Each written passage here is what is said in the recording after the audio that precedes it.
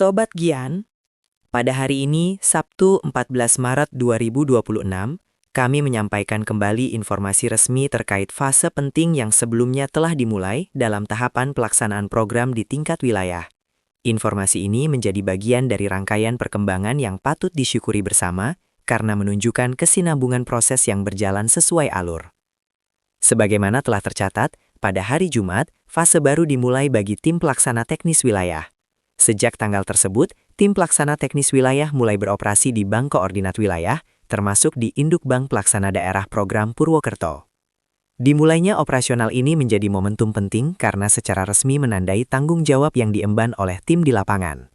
Dengan beroperasinya tim di tingkat wilayah, maka tahapan pelaksanaan tidak lagi terpusat sepenuhnya, melainkan telah bergerak ke daerah.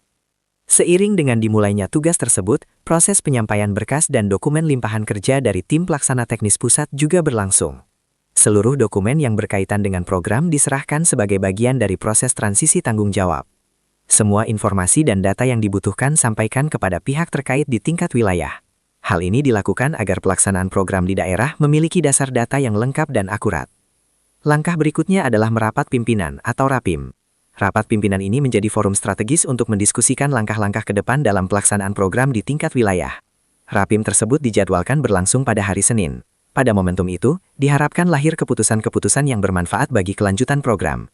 Agenda kegiatan selanjutnya termasuk pencairan dana program akan ditetapkan dalam Rapim tersebut.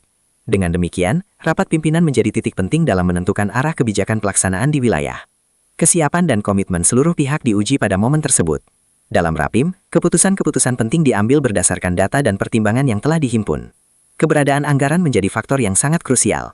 Pelaksanaan program di tingkat wilayah sangat bergantung pada hasil rapat dan keputusan yang dihasilkan. Data yang diperoleh dari berkas-berkas yang telah disampaikan sebelumnya menjadi pilar utama dalam menentukan arah dan prioritas kegiatan di wilayah. Data tersebut menjadi dasar dalam menyusun langkah yang terukur.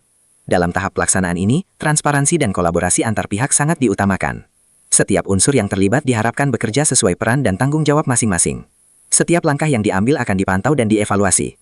Tujuannya adalah untuk memastikan bahwa program berjalan dengan lancar dan mencapai tujuan yang telah direncanakan. Semangat kerjasama di antara seluruh pihak menjadi kunci keberhasilan. Dengan adanya koordinasi yang baik antara tim pusat dan tim wilayah, maka pelaksanaan program dapat berjalan lebih efektif. Pada akhirnya, manfaat dari program ini diharapkan dapat dirasakan oleh masyarakat.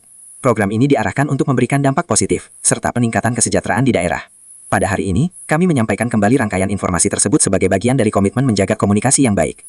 Penyampaian ini menjadi bentuk transparansi agar seluruh pihak memahami tahapan yang telah dilalui. Kami sangat menghargai perhatian dan dukungan Sobat Gian dalam setiap proses yang berjalan. Dukungan tersebut menjadi energi positif dalam menjaga konsistensi pelaksanaan program.